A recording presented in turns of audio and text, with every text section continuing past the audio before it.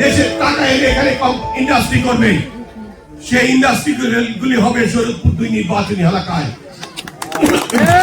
আসন্ন জাতীয় সংসদ নির্বাচনকে সামনে রেখে শরীয়তপুর 2 আসনের বিএনপির মনোনীত প্রার্থী আলহাজ শফিকুর রহমান কিরণকে বিজয়ী করার লক্ষ্যে নড়িয়া উপজেলা বিএনপির সদস্য অলি আহমেদ খানের উদ্যোগে ভোজেশ্বর ইউনিয়নের দুলুখণ্ডের 7 নং ওয়ার্ড বিএনপির বিশাল উঠান বৈঠক অনুষ্ঠিত হয়েছে। উঠান বৈঠক অনুষ্ঠানে নড়িয়া উপজেলা বিএনপির সদস্য অলি আহমেদ খানের সভাপতিত্বে ও নড়িয়া উপজেলা ছাত্র দলের সাবেক সাংগঠনিক সম্পাদক সাব্বির দেওয়ান ও ভোজেশ্বর ইউনিয়ন স্বেচ্ছাসেবক দলের আহ্বায়ক নাসির উদ্দিনের সার্বিক পরিচালনায় অনুষ্ঠানে প্রধান অতিথি হিসেবে বক্তব্য রাখেন বিএনপির মনোনীত প্রার্থী আলহাজ শফিকুর রহমান কিরণ।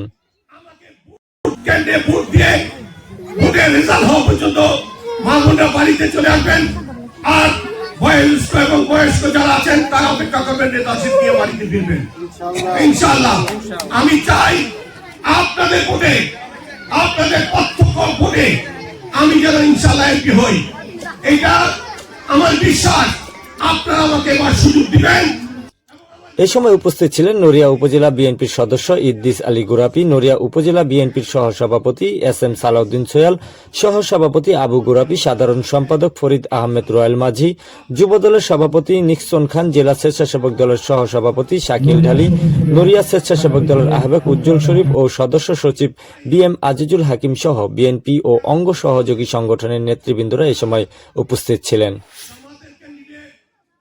আর অন্যান্য ক্যান্ডিডেটকে হুঁশিয়ারি দেয় নাকি বিভিন্ন জায়গা থেকে, তারা যদি আমার ক্যান্ডিডেট হয়ে থাকেন তাদেরকে উদ্দেশ্য করে হুঁশিয়ার দিয়ে দিচ্ছি, সাবধান।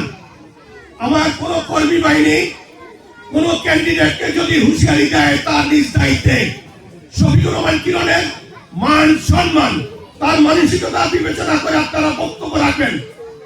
যদি বক্তব্য উল্টা পাল্টা দিতে থাকেন, সমাজ বিরোধী আগের সরকারের লোকদের মতো বক্তব্য দিতে পারতেন, তাহলে তাদেরকে আমার রাজনৈতিক অঙ্গ সংগঠনের কেউ যদি হয়ে থাকেন আমি সুপারিশ করবো তাদেরকে রাজনৈতিক পজিশন থেকে অব্যাহতি দিয়ে দেওয়া।